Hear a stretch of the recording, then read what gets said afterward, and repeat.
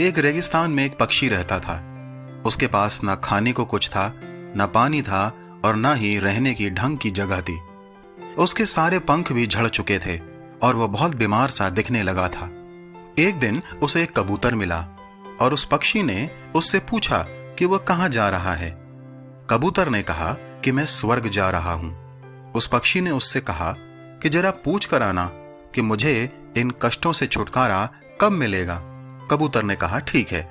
स्वर्ग के द्वार पर खड़े दूत को कबूतर ने उस पक्षी का सारा हाल बता दिया। दूत ने कहा उस पक्षी को और 7 साल तक कष्ट झेलने हैं, लेकिन उससे कहना कि वो हर समय हे प्रभु, सब बातों के लिए तेरा धन्यवाद हो कहता रहे।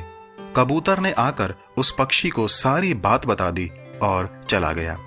एक सप्ताह के बाद कबूतर जब उस रेगिस्तान से जहां वह पक्षी रहा करता था गुजरा तो उसने देखा कि पक्षी के सारे पंख आ चुके हैं।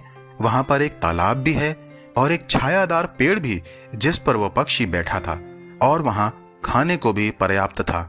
कबूतर को यह सब देखकर कुछ समझ में नहीं आया और वह फिर दूत के पास गया और बोला, आपने तो कहा था कि उस पक्षी को 7 साल और कष्ट झेलना है, लेकिन 7 दिनों में ही उसकी काया पलट हो गई है और वो बहुत खुश भी दिख रहा है।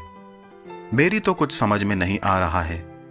दूत ने कहा, हाँ, ये सच है कि उसको 7 साल और कष्ट झेलना था, लेकिन वह हर समय और हर परिस्थिति में बार बार हे प्रभु, सब बातों के लिए तेरा धन्यवाद हो कहता रहा। जब वह गर्म रेत में गिरा तो उसने धन्यवाद दिया।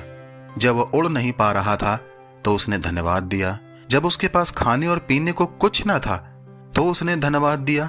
इसलिए उसके 7 वर्ष के कष्ट 7 दिन में बदल गए। इस कहानी से हम यही सीखते हैं कि हमें भी हर समय और हर परिस्थिति में परमेश्वर पिता का धन्यवाद देना चाहिए। अक्सर हम अपने कष्टों और परेशानियों को देखकर बड़बड़ाने लगते हैं और शिकायतें करते हैं और कुढ़ते हैं, लेकिन हमें यह बात सोचनी चाहिए कि वर्तमान में जिस समय से होकर हम गुजर रहे हैं, परिस्थितियां उससे भी भयंकर हो सकती थीं। जब हम इस बात पर विचार करेंगे तो सच में हमारा मन परमेश्वर के प्रति धन्यवाद से भर जाएगा। बाइबल भी 1 थिस्सलुनीकियों 5:18 में कहती है, हर बात में धन्यवाद करो, क्योंकि तुम्हारे लिए मसीह यीशु में परमेश्वर की यही इच्छा है। क्या आज से हम सब ऐसा करना आरंभ करेंगे?